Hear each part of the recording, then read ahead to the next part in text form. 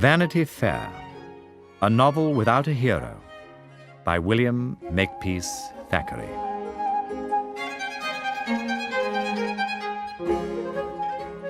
While our century was in its teens, and on one sunshiny morning in June, there drove up to the great iron gate of Miss Pinkerton's Academy for Young Ladies on Chiswick Mall a large family coach with 2 fat horses and driven by a fat coachman in a 3-cornered hat and wig. "It's Mrs. Sedley's coach, sister," said Miss Jemima Pinkerton. "Have you completed all the necessary preparations incident to Miss Sedley's departure, Miss Jemima?" asked Miss Pinkerton herself. That majestic lady, the Semiramis of Hammersmith, the friend of Dr. Johnson. "The girls were up at 4 this morning, packing her trunk, sister. And I trust, Miss Jemima, you have made a copy of Miss Sedley's account. This is it, is it? Very good, £93, 4 shillings. Be kind enough to address it to Mr. John Sedley, Esquire, Russell Square, and to seal this billet which I have written to his lady."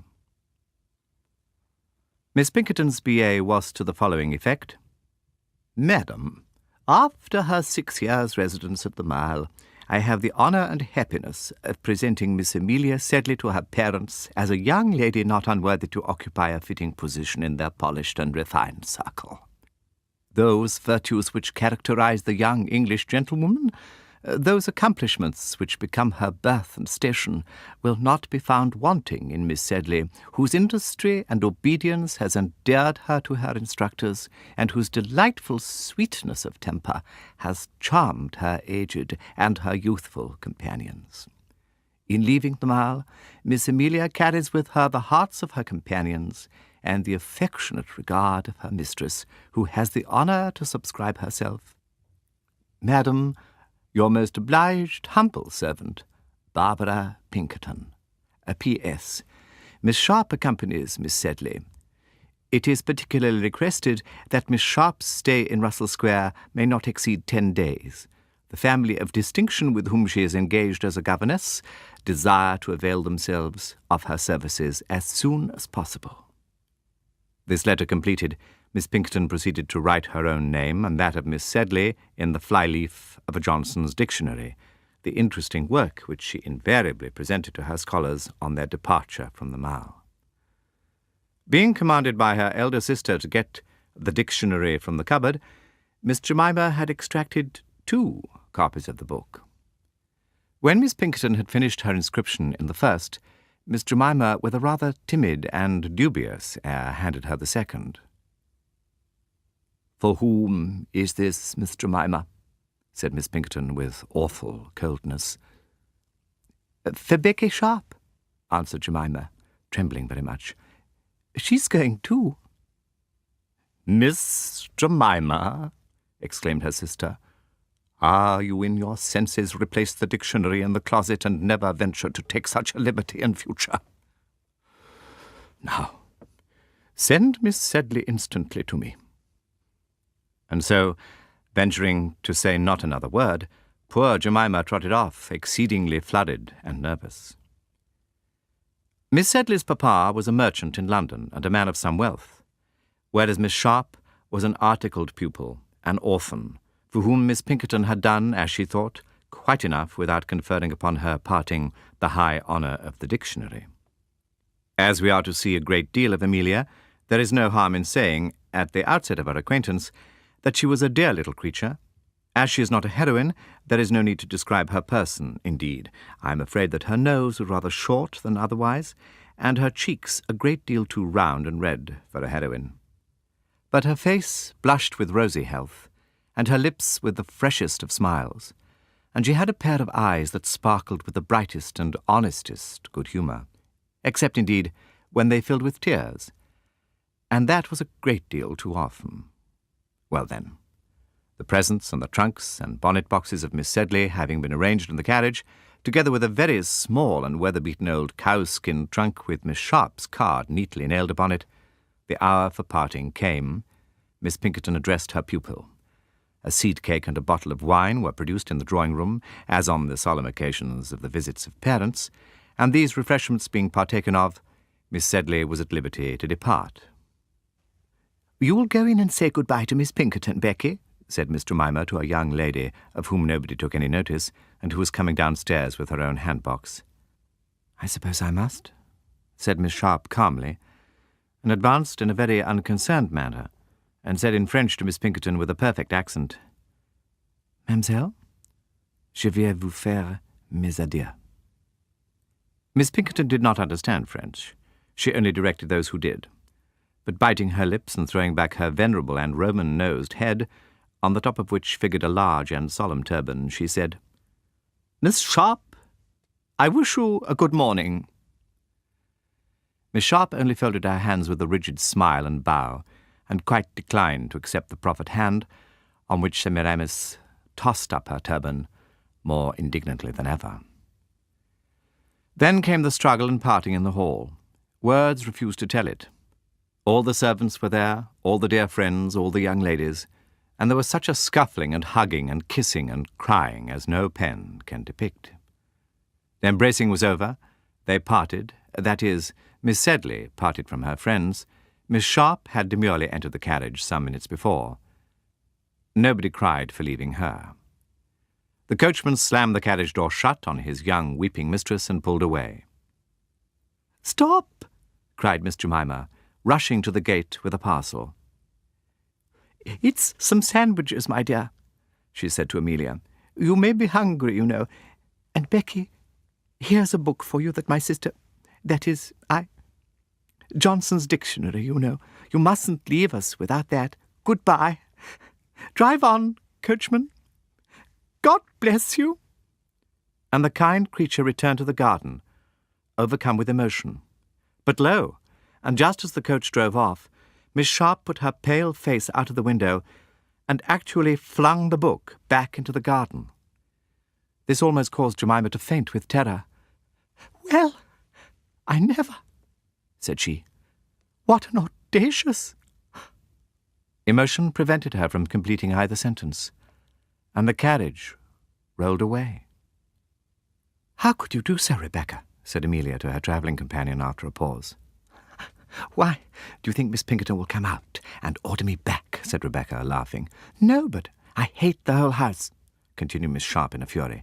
"I hope I may never set eyes on it again. I wish it were at the bottom of the Thames, I do, and if Miss Pinkerton were there, I wouldn't pick her out, that I wouldn't." "Oh, Rebecca, Rebecca, for shame, how can you?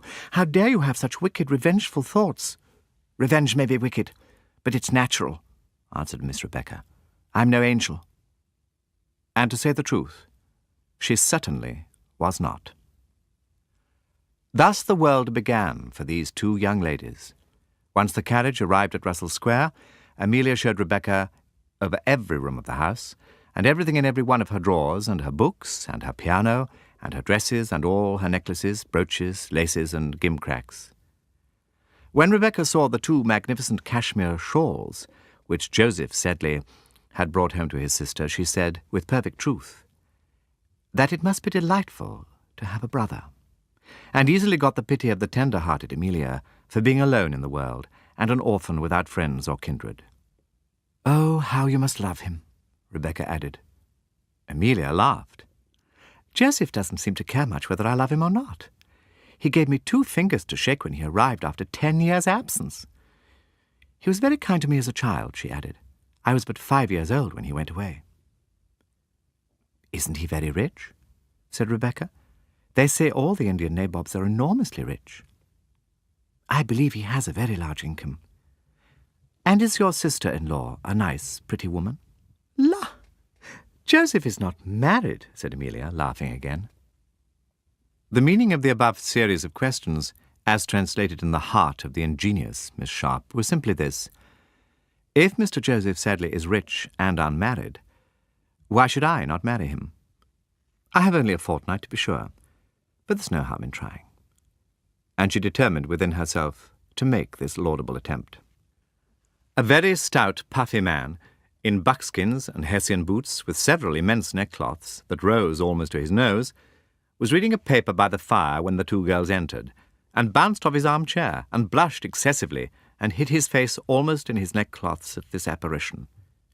"It's only your sister, Joseph," said Amelia, laughing, and shaking the 2 fingers which he held out.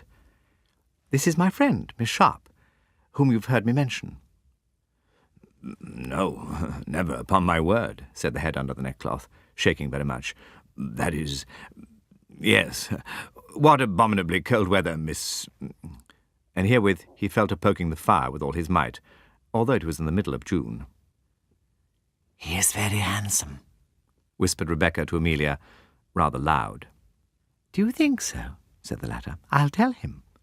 "Darling, not for worlds," said Miss Sharp, starting back, timid as a fawn. At this minute the father of the family walked in. "Come, Joseph, be friends with Miss Sharp, and let us all go to dinner."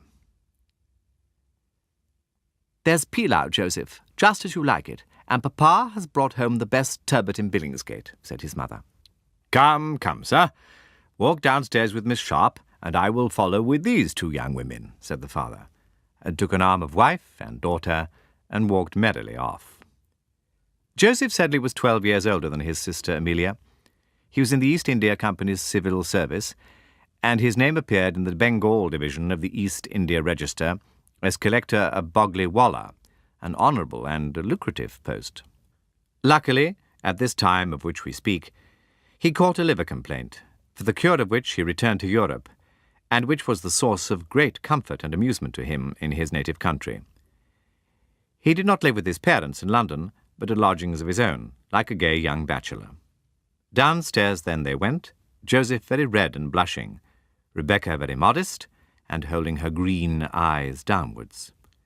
She was dressed in white, with bare shoulders as white as snow, the picture of youth, unprotected innocence, and humble, virgin simplicity.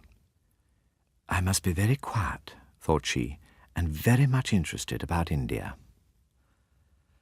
Now we have heard how Mrs. Sedley had prepared a fine curry for her son, just as he liked it, and in the course of dinner a portion of this dish was offered to Rebecca. "What is it?" said she, turning with an appealing look to Mr. Joseph. "Capital," said he. His mouth was full of it, his face quite red with the delightful exercise of gobbling. "Mother, it is as good as my own curries in India." "Oh, I must try some, if it is an Indian dish," said Miss Rebecca. "I am sure everything must be good that comes from there." "Give Miss Sharp some curry, my dear," said Mr. Sedley, laughing. Rebecca had never tasted the dish before. "Do you find it as good as everything else from India?" said Mr. Sedley. "Oh, excellent," said Rebecca, who was suffering tortures from the cayenne pepper.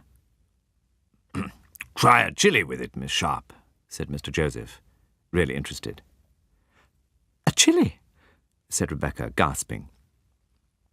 "Oh, yes." She thought a chili was something cool, as its name imported, and put one into her mouth. It was hotter than the curry. Flesh and blood could bear it no longer. "Water! For heaven's sake, water!" Mr. Sedley burst out laughing. The paternal laugh was echoed by Joseph, who thought the joke capital. The ladies only smiled a little. "You won't like everything from India now, Miss Sharp," said the old gentleman. But when the ladies had retired after dinner, the wily old fellow said to his son, "Have a care, Joss. That girl is setting her cap at you." "Pooh! Nonsense," said Joss. Highly flattered.